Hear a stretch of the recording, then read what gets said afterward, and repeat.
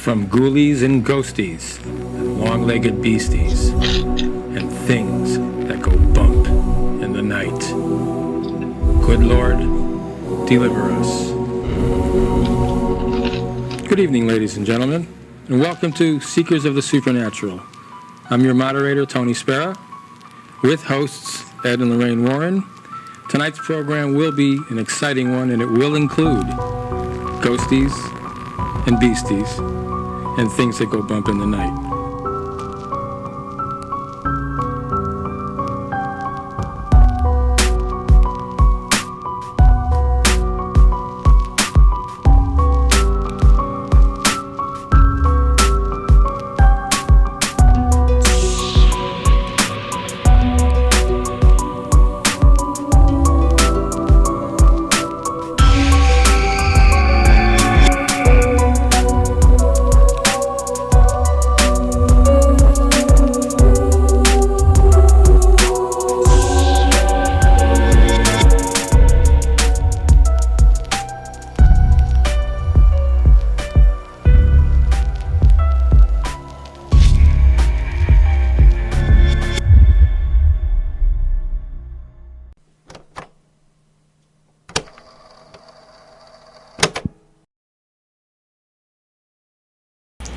In the annals of the paranormal, the names Ed and Lorraine Warren loom large, their reputation as renowned investigators forever intertwined with the tales of the macabre. Yet, beneath the veneer of their Christian faith and unwavering belief in the supernatural, a shadow of doubt lingers over their credibility.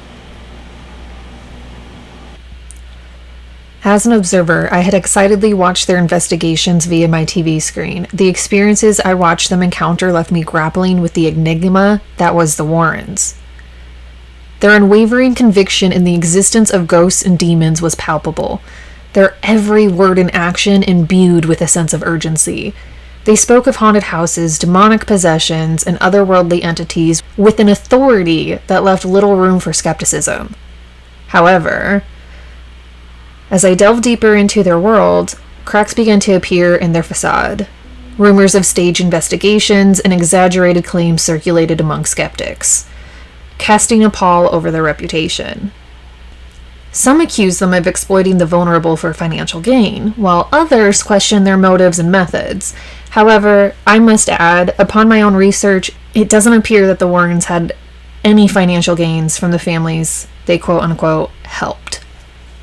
In the depths of a stormy night, as thunder roared and rain lashed against my windows, I sat hunched over my desk in my cramped studio apartment, the flickering light of my laptop casting eerie shadows around the room. I was engrossed in an article about Ed and Lorraine Warren, the paranormal world's most infamous couple. One particularly unsettling incident occurred during an investigation at a purportedly haunted farmhouse. As the Warrens conducted their rituals, I noticed a peculiar pattern. The paranormal activity seemed to intensify whenever they were present, as if their presence alone was fueling the disturbances. It was as if they were creating the very phenomena they claimed to be investigating. As I delved into their story, a sense of unease crept over me. Ed, the burly demonologist, and Lorraine, the sweet-natured, clairvoyant medium, had spent their lives investigating haunted houses and exorcising demons. But something was off. As the storm raged outside, I couldn't shake the feeling that there was something sinister lurking beneath the surface of Ed and Lorraine's facade. Their unwavering belief in the supernatural seemed almost fanatical, and their methods often bordered on the unethical.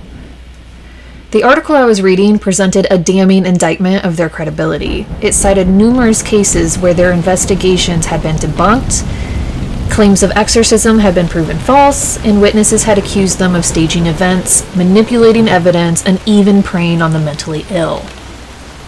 Tape 2, The Allegations.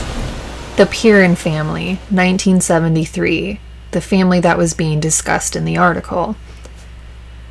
The Pirans moved to a secluded farmhouse that seemed perfect for them and their 5 daughters. However, strange happenings in the house quickly transformed the home from a dream house into something far darker and more unpredictable. from objects moving unexpectedly to horrible unexplained stenches and apparitions of a terrifying woman with a broken neck. Yet the family dealt with the events alone until 1973, when the Warrens were called in to investigate.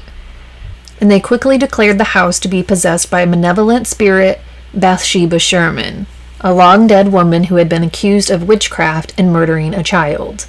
After some investigation, the Warrens conducted a seance which led to Carolyn Piran, the mother, being possessed by a malevolent spirit. Carolyn supposedly levitated off the floor and spoke in an unknown language before being cast back down, the event almost killing her. Over the course of several months, the Warrens conducted numerous exorcisms on the Piran family, subjecting the Piran family to hours of intense spiritual warfare. But as the investigation dragged on, it became increasingly clear that something was amiss. The Warrens' claims of demonic activity grew more and more outlandish, and their methods became increasingly desperate.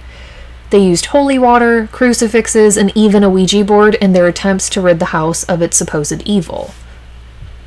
In the end, the Piran family was left traumatized and broken. They had lost all their faith in the Warrens and the paranormal world they claimed to represent. Decades later, the eldest daughter, Andrea, released several books detailing her life growing up in that house. She paints a very clearly different portrayal of the home and says she wouldn't necessarily label it haunted, and that the Warrens failed to capture the complexities of what actually happened there. She is quoted as saying, "There was something absolutely miraculous and wonderful and inspirational and illuminating about growing up in an environment where we lived in shared space. It was an extraordinary way to grow up, and it changed me in fundamental ways. I can't even imagine what my life would be like had I grown up in a more normal environment. I feel blessed. To have to be touched by spirit is not a curse. It's a blessing. It's a rare glimpse into the realm from which we come and will all inevitably return. And so my suggestion to humanity is, be not afraid, be curious." Now, that doesn't exactly sound like the fear-driven depiction we're given in the movies The Conjuring 1 and 2, now does it? Doesn't to me, anyway. Annabelle, 1970. The real-life Annabelle doll was certainly a lot less creepy and terrifying than the movie adaptations. But that's not the only thing overly dramatized about the supposed real-life events that inspired this tale. In 1970, the doll was given to a nursing student by her mother as a gift, but the nurse and her roommate stated the doll began to move on its own, things are being moved around, misplaced, scary noises at night, etc. So the two housemates decided to call a medium. The medium claimed that the doll was possessed by the spirit of a girl named Annabelle Higgins. According to some, let's be honest, not extremely reputable articles, supposedly Annabelle was a young girl and her father was a doll maker. The father made her a Raggedy Ann doll, and one day their car had a flat tire, so they stopped by to change it, but little Annabelle was playing with the doll, and by mistake, she threw the doll in the middle of the road where a car was coming and she was struck. Her parents were grieving and they heard something from the doll. There were voices coming from the doll and they said that their daughter's spirit will inhabit the doll. Flashback to the nurse and her roommate in 1970. After the medium tells them that the doll is possessed by a girl, over the following days the activity becomes increasingly sinister. The roommate was said to have thrown out the Raggedy Ann doll, but it would somehow suddenly reappear in the apartment. So the two roommates then decided to call paranormal investigators, and as fate would have it, that would happen to be Ed and Lorraine Warren. Ed and Lorraine removed the doll from the home, inciting that it was evil and actually in fact by a demon because only demons can possess inanimate objects, according to them. So Ed and Lorraine placed the evil possessed doll into their now haunted museum. But here's where things get a little muddy. There is no known history, no documented history anyway, of this doll or its history of any kind. There's no documentation anywhere detailing the story about a little girl named Annabelle and her doll maker father, or any of the other people involved in this Annabelle story prior to the Warrens. The Warrens just sort of appear with a doll in a story, and the only people whose word we can go off is the Warrens. But wait, it gets worse. The Warren story of Annabelle is strikingly similar to an episode of The Twilight Zone. I didn't make this discovery myself, of course. A bunch of other skeptics did. Although, I am sort of surprised I never realized it before myself until only doing research on this case. The episode of The Twilight Zone, known as the Living Doll episode, episode 126, not only do the stories bear striking similarities, so do the dolls, the movie adaptations, and the Twilight Zone doll anyway. This episode aired just 7 years prior to the doll making its sudden appearance at the Warrens' now infamous Haunted Museum in 1970. So in this episode of Twilight Zone, a mother gives her daughter a doll. The father is upset and takes an immediate disliking to the doll, and when alone with the doll says it makes nasty comments and threats to him, such as, "I hate you," and "I'll kill you." The father tries to throw the doll out, but magically reappears back into the house some short time later. The father later gets tripped down the stairs by the doll and dies. Could this particular case just be a coincidence? Of course it could be. But if you watch this episode of The Twilight Zone yourself, and you're also aware of the Annabelle stories and movies, you'll see a lot of similarities that you simply just cannot ignore. The Amityville Horror, 1975. Some state that this is the Warrens' most famous case. When George and Kathy Lutz moved into their new home, immediately things started to become, well, insane. A year prior to them moving in, the home had been the site of a heinous murder spree when a then 23-year-old Ronnie Defoe went room to room, shooting his 6 family members. At his trial, his defense was that he had been instructed by voices the night these crimes took place and that these evil entities had taken control over his body. In the end, the jury found him guilty and he was given 6 life sentences. When the Lutz moved in, they reported seeing gelatinous blobs dripping from their ceiling and began having hallucinations of seeing each other aged decades older than they were. Doors slamming by themselves, levitating furniture, and waking up every night at 3:15 a.m., which also happened to be the same time the murders took place a year prior. The family didn't stick around long and soon fled, inviting reporters, psychics, researchers, and of course, the Warrens, Ed and Lorraine. As usual, the Warrens claimed the house was possessed by demons and used this as an opportunity to get themselves on TV. Despite never really producing any real evidence of the very bold claims they were making, they quickly cemented themselves as the paranormal lead investigators, and not just on this case, but pretty much overall in general.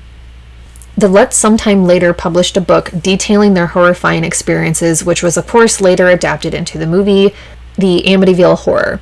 However, years later, the Lutz would come forward and admit that the book and everything else was grossly exaggerated.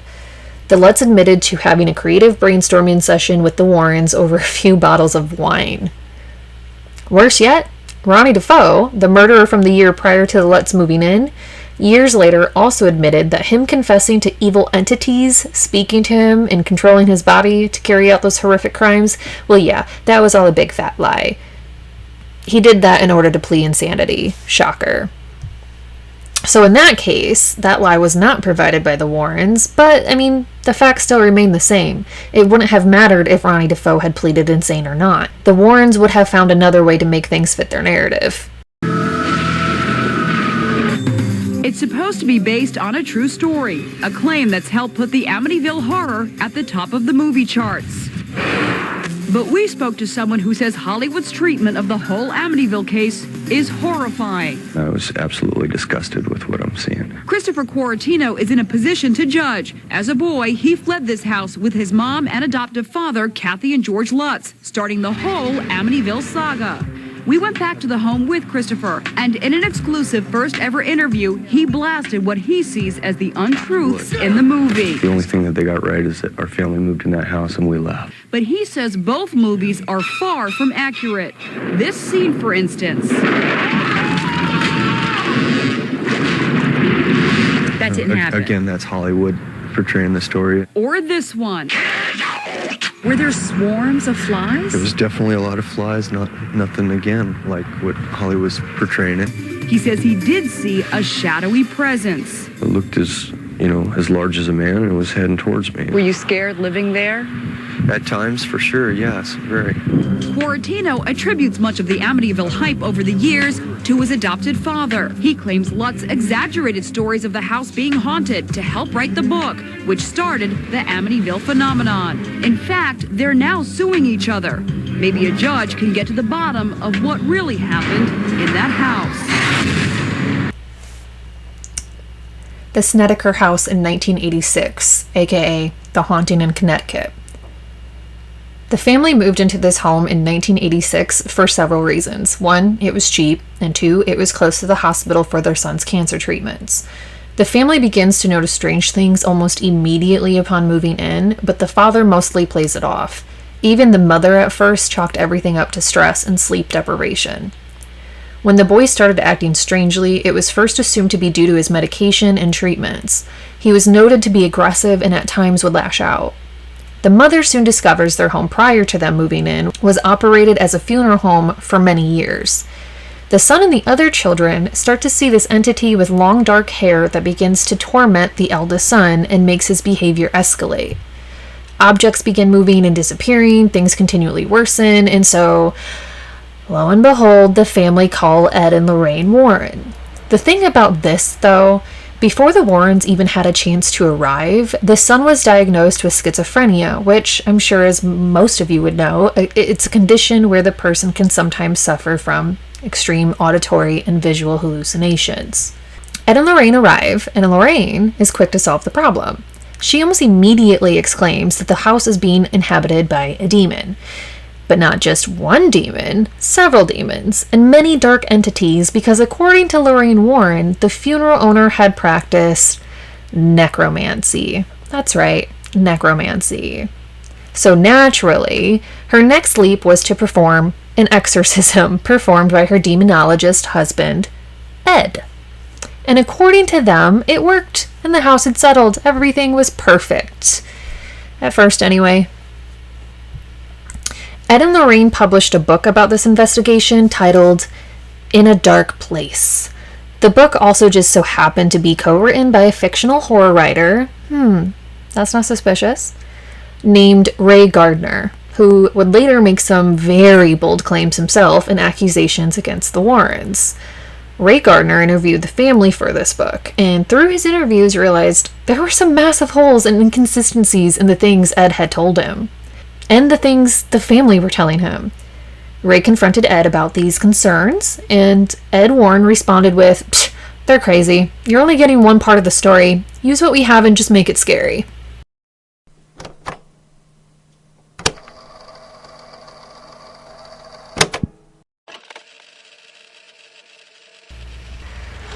So, as I sat there in my apartment, listening to the thunder crash and the rain beat against the windows, I couldn't help but wonder if Ed and Lorraine Warren had been nothing more than charlatans. Had they preyed on the fears of these families and exploited their vulnerability for their own personal gain? And if so, what did that say about their credibility? Was Lorraine's kindness merely a mask to hide her true nature as a manipulator and a deceiver? Or were the Warrens themselves merely the victims of a smear campaign? I mean, I doubt it. The evidence is too far stacked against them, in my opinion. But to really dive deeply into that evidence, we would need a lot more time to go over it. We would need a whole nother video. And as the years passed, the Warrens continued to investigate paranormal phenomena. Their reputation a constant source of debate. Some believe them to be genuine investigators, while others dismiss them as frauds. The truth, as always, remained elusive. In the end, the legacy of Ed and Lorraine Warren is a complex one. They were undoubtedly pioneers in the field of paranormal investigation, but their methods and motives have been called into question. Whether they were true believers or cunning manipulators, their impact on the world of the supernatural cannot be denied. I may never know the truth about Ed and Lorraine Warren, but the truth will always remain out there, and so the enigma of the Warrens lingers. A haunting reminder that even in the realm of the unknown, the line between truth and deception can be perilously thin.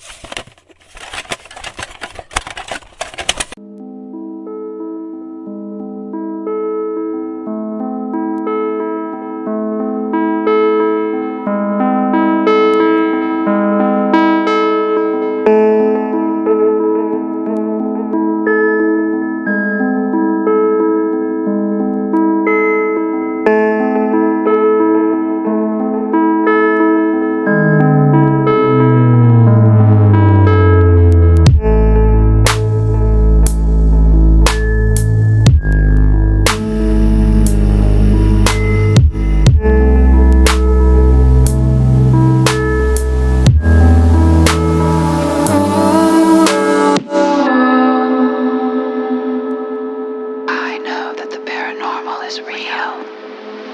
Listen.